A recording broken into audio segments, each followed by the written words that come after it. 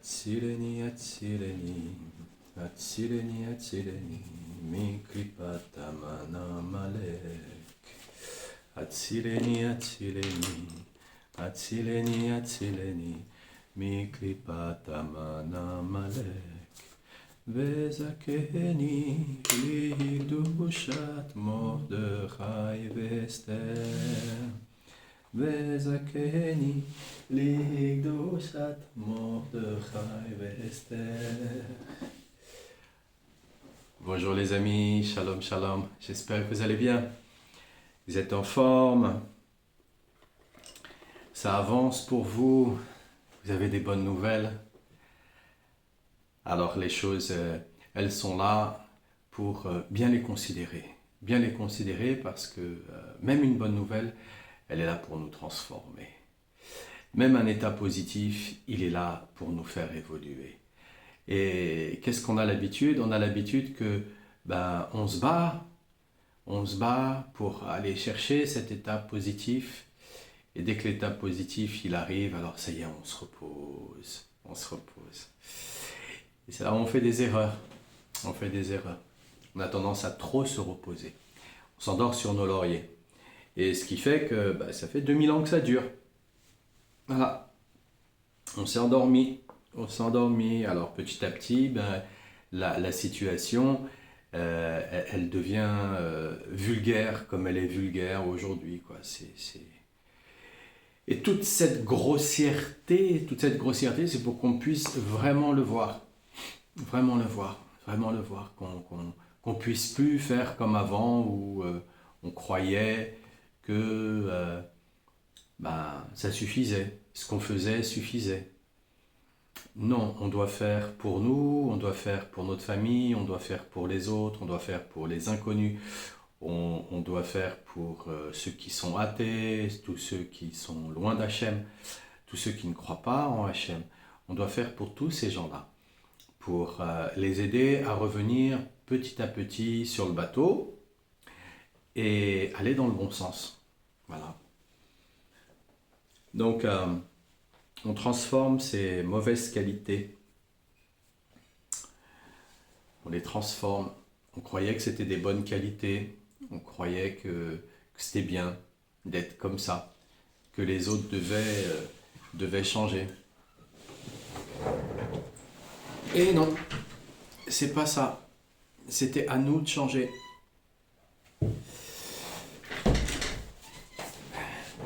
Je fais le service de porte, fenêtre pour mon chat. Ouais. C'était à nous de changer. C'est comme ça qu'on devait faire. Voilà. Donc, il est écrit que, d'après la légende, si on leur prend quelque chose, ils ne vous laissent pas partir. C'est la réincarnation, parce qu'on leur a appris quelque chose. On a appris quelque chose aux morts.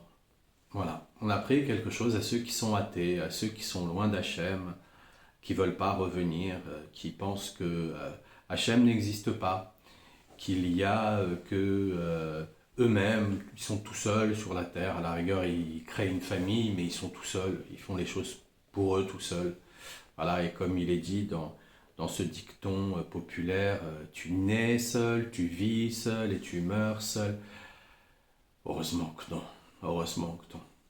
Heureusement qu'on est avec Hachem, heureusement qu'on vit avec Hachem, et heureusement qu'on meurt avec Hachem. Heureusement qu'on a cette chance-là, heureusement qu'on a cette opportunité-là, heureusement qu'on a ce mérite-là, mais pas le mérite comme on a été éduqué à l'école. Non, pas celui-là. Le vrai mérite, celui parce qu'on fait des efforts, parce qu'on continue, parce qu'on persévère, parce qu'on ne s'arrête pas, parce que on s'obstine même parfois, on baisse pas les bras, on n'est jamais vieux, comme il dit Rabbeinu.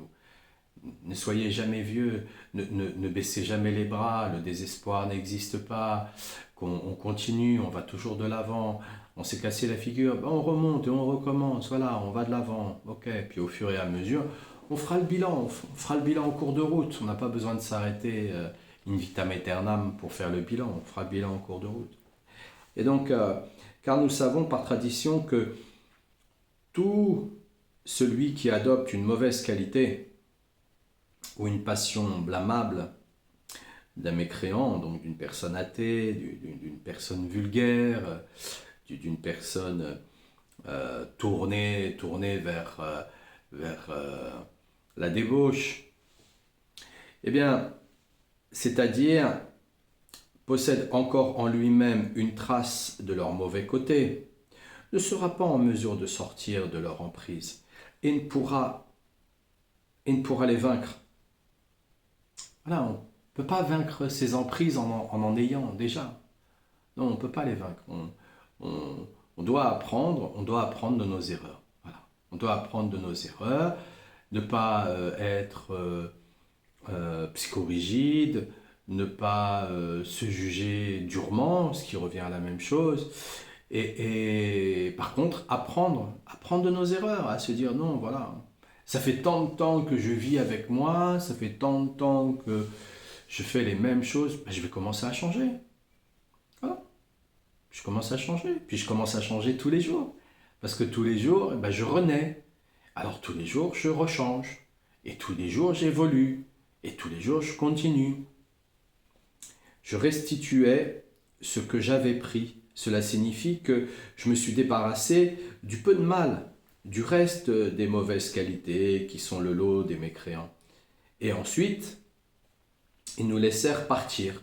C'est alors que nous avons réussi à sortir de leur emprise et avons pu les vaincre, car seul le juste accompli, qui a évacué totalement tout le mal qu'il avait en lui, peut échapper à leur emprise et triompher. Au terme du verset, il abaisse les mécréants jusqu'à terre. Ben, c'est très difficile. Je ne vais pas vous cacher, c'est très difficile. Quand on veut être perfectionniste, c'est très difficile. Parce que la perfection n'est pas de cette société, donc on va toujours se confronter on va être toujours là à dire ah, j'ai un cheveu, ah, j'ai une petite boulette, ah, j'ai un petit truc, j'ai un petit machin. Donc on a ça aussi en repère, c'est que quand notre œil il est attiré par un tout petit détail de rien du tout, un truc hyper anodin, genre on a fait le ménage et là d'un seul coup on voit un petit grain de poussière, c'est là où on doit dire non c'est bon, j'ai fait le travail, c'est bon, j'arrête. Pas rentrer dans cet état de perfectionnisme, parce que dans cet état de perfectionnisme, on est dans la compétition. On est dans la compétition, on est dans une compétition qui n'est pas véritablement déclarée. Il n'y a pas besoin d'être aux Jeux Olympiques pour être dans la compétition. Il suffit d'être dans la comparaison. Regarder une personne et de se dire « Ah, moi aussi j'aimerais bien faire comme lui, faire comme elle, parler comme lui, parler comme elle, m'habiller, me comporter. » Non, non, non, non, non, non, non, non, non, non. Deviens toi. Quand tu deviens toi, alors là, les autres, on les laisse comme ils sont. On n'a pas besoin. On n'a pas besoin. Ils nous posent une question, éventuellement, si on peut y répondre, on va y répondre. Mais ils ne nous posent pas de questions. Pourquoi on va dire, tiens, t'as un truc, t'as un machin, t'as un bidule, t'as un ceci, t'as un cela, tiens, pourquoi t'as pas fait le truc comme ça, et pourquoi comme ceci? Mais est-ce que je t'ai demandé quelque chose? Et la personne, elle est libre de droit de nous dire, mais est-ce que je t'ai demandé quelque chose? Non. Alors laisse-moi faire. Laisse-moi comme j'ai envie de faire. Voilà. Alors c'est sûr que c'est extrêmement difficile quand ça touche notre propre famille, quand ça touche nos propres enfants. Et c'est là où on doit trouver l'équilibre là-dedans. Et trouver l'équilibre là-dedans, c'est savoir qu'ils font et leur montrer ce qui est bien de faire. Et de se tenir à ce qui est bien de faire. Parce que de toutes les manières, tôt ou tard, il va se réveiller, l'imbécile, le crétin, il va se réveiller, l'ignorant, il va se réveiller. Le mécréant, il va se réveiller, il va arrêter, il va dire non mais ça va, c'est bon, je vois bien que on m'a fait porter le chapeau pour tout un tas de choses, mais moi, je ne suis pas du tout responsable. Voilà, choisit pas sa famille, on choisit pas ses parents, on choisit pas sa famille. Donc, on n'a pas le choix. On n'a pas le choix de l'incarnation. On ne sait pas où on arrive dans l'incarnation. On ne sait pas pourquoi on est arrivé là dans l'incarnation de cette manière-là, dans cette époque-là, avec tout ce qu'il y a à faire. Donc, mais ce qu'on veut, c'est qu'il y a des gens, eh bien, qui nous aiment, qui ne nous jugent pas et qui nous montrent un exemple. Alors, par contre, on ne va pas nous-mêmes les juger, parce que alors, si on commence à faire aux autres ce qu'on n'aimerait pas qu'on nous fasse, forcément, on va se prendre quelques claques au passage, parce que on ne sait pas à qui on a affaire. Donc, on ne sait pas à qui on a affaire, parce que justement, on va vouloir avoir joué un peu le prétentieux. Voilà, on a des mauvaises qualités. On a des mauvaises qualités. Bon, ben, on les reconnaît et on cherche justement qui va nous donner l'exemple même de devenir nous-mêmes. Voilà. En ce qui me concerne, ben, c'est Rabbi Nachman. Voilà. Rabbeinu, c'est lui qui me donne la possibilité d'être ce que je suis, comme je suis, avec qui je suis, et d'accepter tout le trajet, tout ce que j'ai pu faire pour arriver jusqu'à lui. Tout ce que j'ai pu faire. Et dans tout ce que j'ai pu faire, ben forcément, on monte des marches, mais c'est comme un vieil escalier. Dans un vieil escalier, il y a des marches qui sont abîmées, d'autres qui sont cassées, et d'autres qui sont totalement bien, d'autres qui craquent, d'autres qui glissent, et des marches inexistantes où il faut sauter. Et voilà, et on monte. Et c'est ça l'expérience de la vie. Et c'est ça la vie en elle-même. Et c'est de cette manière-là, on ne s'en veut pas. Et de cette manière-là, on continue à grimper et à aller toujours plus haut que soi-même, Ce qu'il y a, c'est que dans l'étape en elle-même, si Hachem, il nous a donné notre différence, c'est-à-dire en tant qu'homme, il m'a donné ma femme, et en tant que femme, il vous a donné votre homme. Donc, il nous donne une différence. Et s'il nous donne une différence, c'est pas pour nous embêter. Non, c'est pour qu'on puisse utiliser l'adaptabilité qui est le principe même de l'intelligence. L'intelligence, c'est l'adaptabilité, c'est la rapidité d'adaptabilité. Plus on est intelligent, plus on s'adapte vite. Moins on est intelligent, plus on traîne la patte. Plus on a tendance à se faire bousculer. Plus on a tendance à se mettre au mauvais endroit, au mauvais moment. Voilà. Donc on apprend. Et comment on apprend à être intelligent? En faisant un tikkun. Tous les jours on répare. Tous les jours on répare la croyance qu'on avait d'être intelligent. Tous les jours on répare la croyance qu'on avait d'être adapté. Tous les jours on répare la croyance qu'on avait d'être dans la comparaison. Alors on va se mettre en comparaison. Ah, moi je suis trop rapide. Ah, mais toi tu es trop lent. Mais il n'y a pas de lent, il n'y a pas de rapide. Ça n'existe pas. Il n'y a qu'une question d'adaptabilité. L'adaptabilité face au changement. Et c'est pas s'adapter à n'importe quel changement. C'est pas ça. C'est pas fluctuer avec le cours de la bourse. C'est pas fluctuer avec l'inflation et le prix des produits. Non, c'est pas ça. C'est savoir utiliser soit sa réflexion, soit ses émotions, soit les deux à la fois. C'est ça l'adaptabilité. Parce que l'adaptabilité, c'est qu'on va recevoir une émotion parfois avant même d'avoir la compréhension qui va avec. Donc on ne cherche pas à comprendre, on fait. On ressent un truc, on fait. Et parfois, on va avoir la compréhension qui est reliée à notre histoire personnelle, à notre expérience, sans avoir l'émotion. Ben on fait aussi. C'est ça l'adaptabilité. C'est ça l'intelligence. C'est pas d'attendre qu'on comprenne ce qui se passe. On pourrait passer 1000 ans ici sur la Terre qu'on ne comprendrait pas toujours toujours, on n'arriverait pas à comprendre ce que Hachem y veut dans ce processus. Pourquoi on est balancé dans un processus comme ça et de cette manière-là? Pourquoi c'est aussi difficile? Pourquoi ce ne serait pas plus simple? Pourquoi on ne serait pas tous de cette manière-là, etc., etc. Non, il y a pas. Il n'y a pas. Il n'y a pas. Et en plus de ça, c'est pas une compétition.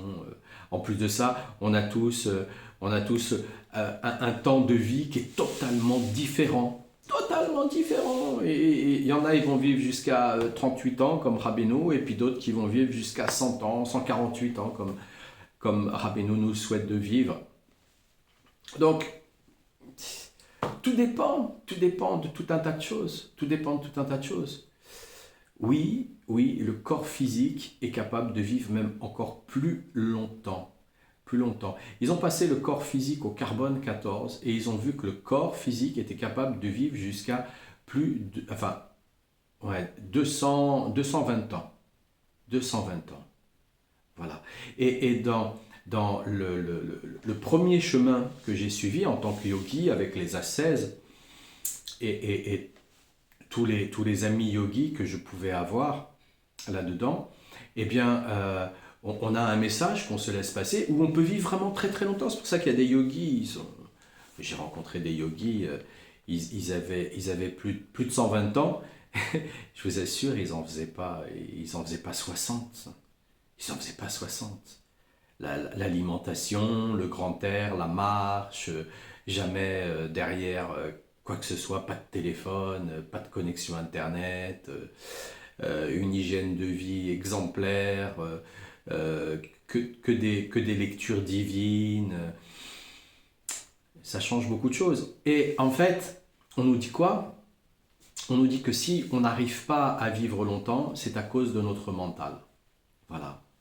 Donc, quand on remet des bonnes choses comme le Likutei Moharan dans son mental, on a vraiment, vraiment, vraiment beaucoup de chance de vivre très longtemps, Parce qu'il y a tellement de choses à faire dans une journée.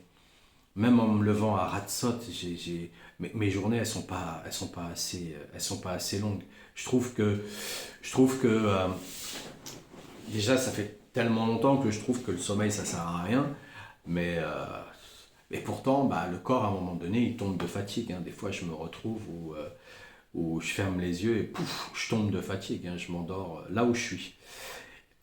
Mais voilà, c'est comme ça et on apprend petit à petit et on s'harmonise et on n'essaye pas de garder ces mauvaises qualités en disant oui mais moi c'est comme ça, vous savez, mon père était comme ça, ma mère était comme ça, mon frère est comme ça, ma soeur est comme ça.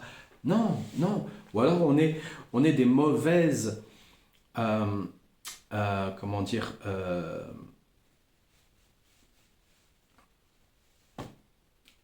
on est une pâle reproduction. On est des pâles reproductions dans ces cas-là. Non, non, non, non, non, non, non. Et puis c'est pareil, ce n'est pas parce que on est en contradiction avec un de nos parents, eh bien qu'on doit absolument faire l'inverse juste pour l'embêter. Non, surtout pas, surtout pas, surtout pas. Surtout faire attention à cet orgueil qui entraîne malheureusement beaucoup de jeunes dans ce genre de situation et qui ne regardent pas en vérité que ce que l'on ne veut pas, on l'attire. Exactement comme ce que l'on veut, on l'attire aussi.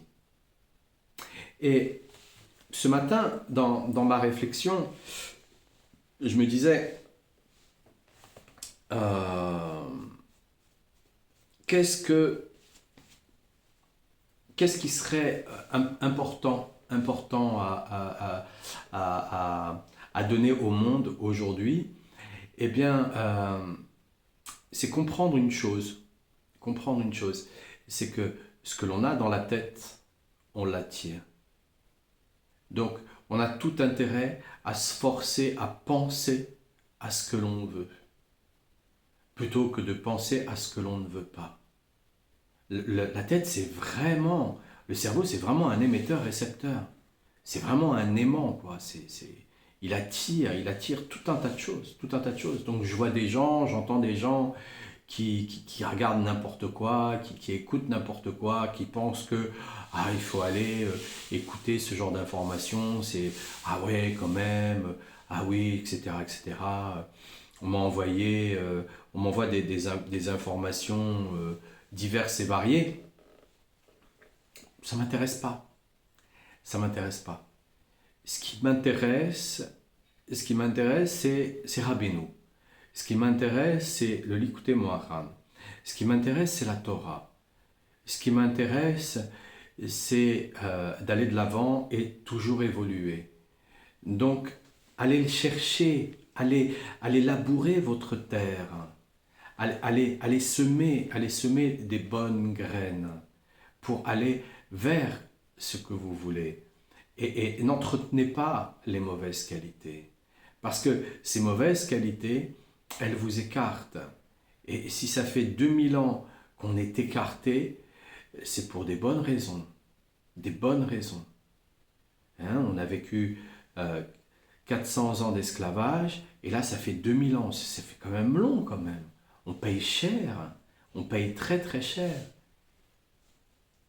Alors on revient, depuis qu'il y a Internet, il y a de plus en plus de cours de Torah partout, on revient.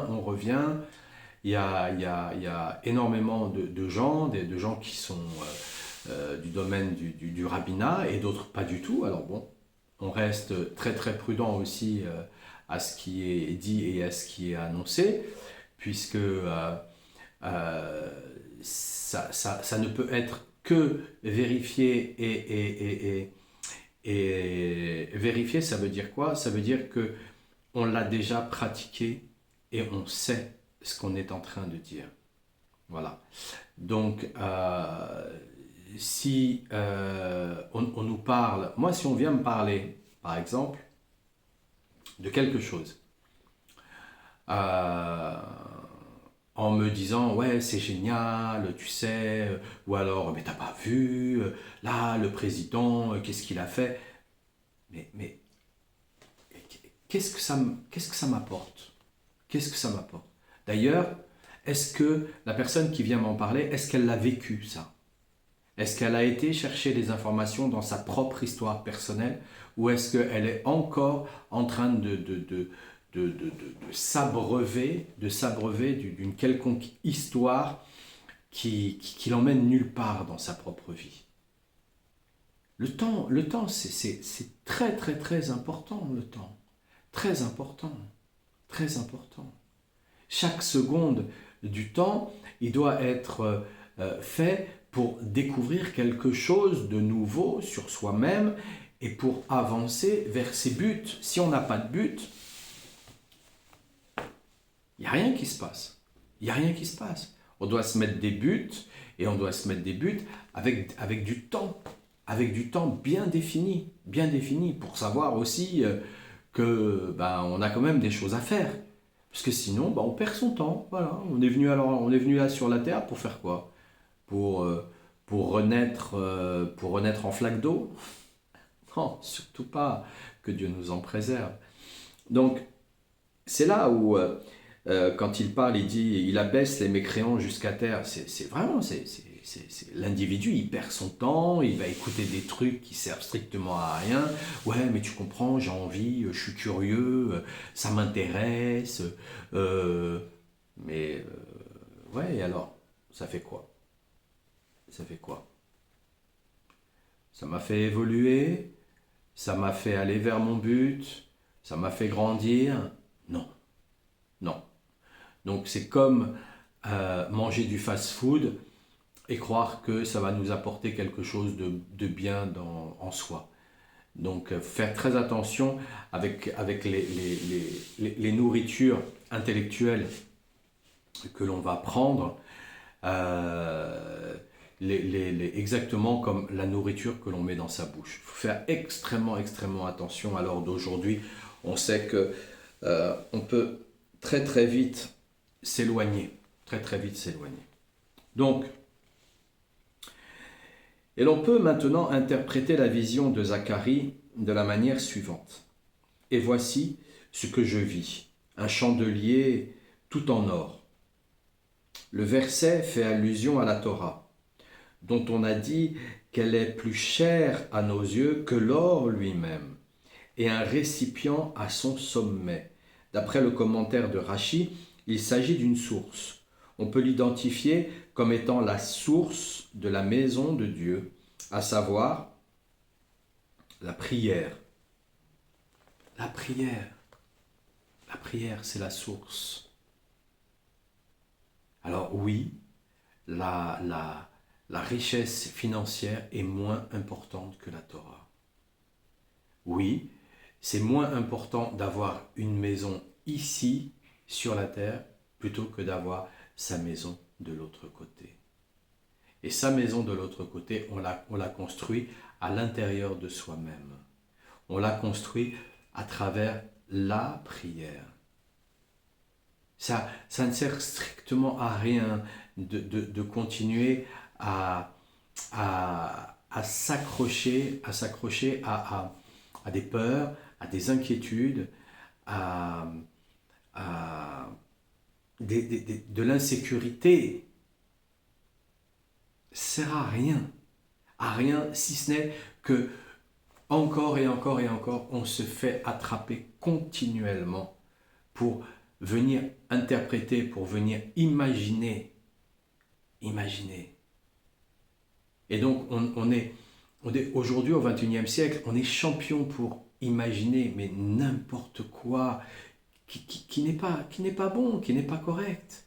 Et donc, quand il faut refaire marche en arrière, on dit quoi? Mais c'est pas possible. Mais où est-ce que je vais? Mais on est complètement, on retourne au Moyen Âge. Mais qu'est-ce que ça veut dire? Non, non, non, non, non, non, non. On a des valeurs et on nous a fait croire à des fausses valeurs. Donc, retournons aux vraies valeurs. Ces 7 lampes, il s'agit des âmes qui prolifèrent dans le jardin et qu'on peut diviser en 7 catégories. D'ailleurs, il a parlé, Rabbeinu, il a donné le message et l'histoire des 7 mendiants. Les 7 mendiants, les 7 lampes. Les 7 âmes qui prolifèrent dans le jardin et qu'on peut diviser en 7 catégories. Et ces 7 lampes étaient alimentées par 7 conduits.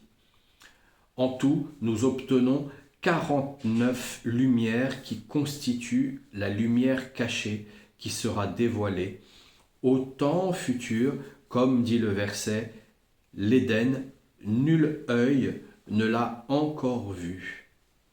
Et il est question de la prière. On ne peut pas voir avec nos yeux. Non, on ne peut pas voir avec nos yeux. On ne peut pas identifier les choses subtiles avec nos sens vulgaires. On ne peut pas. Nos sens vulgaires, ils ont été programmés pour vivre dans cette réalité illusoire. Nos sens subtils, on est en train de les programmer pour pouvoir vivre dans la réalité qui n'est pas une illusion. C'est totalement différent. On ne peut pas imaginer tant qu'on ne l'a pas vu. On peut, parfois, on passe, il y a des endroits sur la terre, c'est très très beau, l'eau est extrêmement claire, l'herbe est extrêmement verte. Mais la réalité vraie, elle, c'est encore plus beau. C'est encore plus beau de ce que l'on peut voir. Donc, la seule manière de pouvoir le partager, c'est de l'avoir vécu soi-même. Auquel cas, ça reste de l'imaginaire et l'imaginaire n'atteint pas ce niveau de perfection. Non. L'imaginaire que l'on a, il est dans un niveau de perfection lié à la tolérance et à la persévérance. Mais pas dans ce niveau-là. Il peut pas y aller. C'est pas possible. À un moment donné, le mental doit se taire et c'est une partie de notre cœur qui est totalement reliée avec Hachem, qui doit prendre le relais. Et à travers ce relais, c'est notre âme qui voit, c'est notre âme qui rayonne, c'est notre âme qui découvre les informations et elle nous passe l'information. Et on peut dire qu'on le voit à travers notre troisième œil, c'est-à-dire notre glande pinéale. On peut dire qu'on le voit à travers ça. On passe à un autre niveau. Et deux oliviers au-dessus du chandelier. Selon le commentaire de Rachi, il s'agit de deux arbres, l'arbre de vie, l'arbre de mort, allusion au bien et au mal. Et c'est pour cela que les deux arbres étaient séparés, l'un à gauche, l'autre à droite, allusion à ce qui a été dit à propos du fleuve sortant de l'Éden qui se sépare en plusieurs branches pour indiquer que le mal s'est séparé du bien. Et je demandai à l'ange, que représentent ces choses? Et il me répondit, Dieu a ainsi annoncé, les choses ne se réaliseront ni par la force, ni par la puissance, mais bien grâce à mon souffle. On ne force pas dans la force. On ne peut pas. On peut faire toutes les prières que l'on veut. Si Hachem ne nous envoie pas son souffle, il n'y a rien qui se passe. Alors, on touche sa miséricorde parce que le fait qu'on fasse l'effort de prier, eh bien, on touche sa miséricorde. Il voit à quel point on se bat pour laisser tomber les vieux schémas, les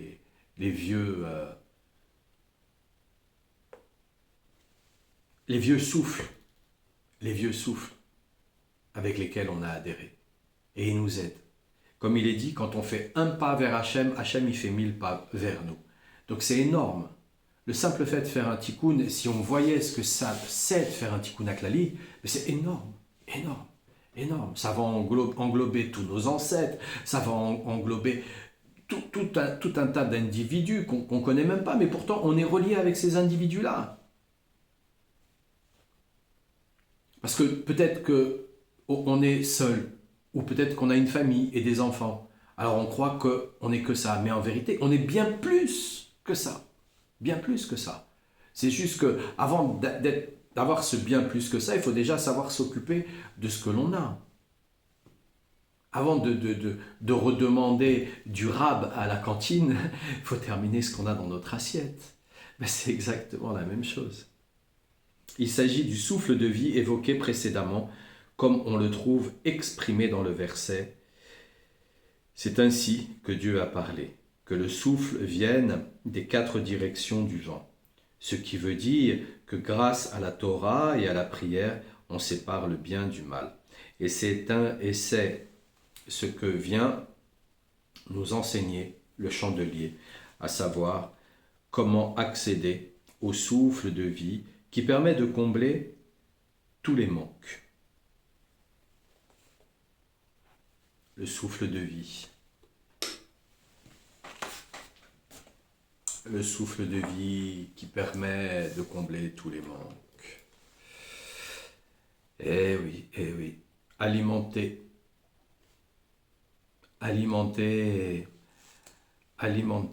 son chemin. Alimenter son chemin pour rester sur la route. Eh oui.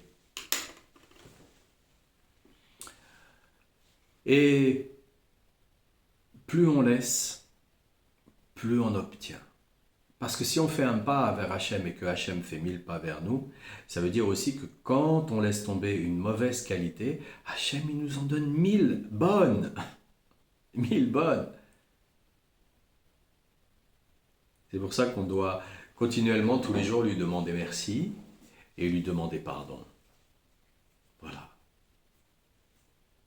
Je te dis merci pour tout ce que tu me donnes, Hachem, pour tout ce que tu me donnes, m'avoir permis d'être là et de pouvoir vous parler, de pouvoir continuer à diffuser le message de Rabbinou.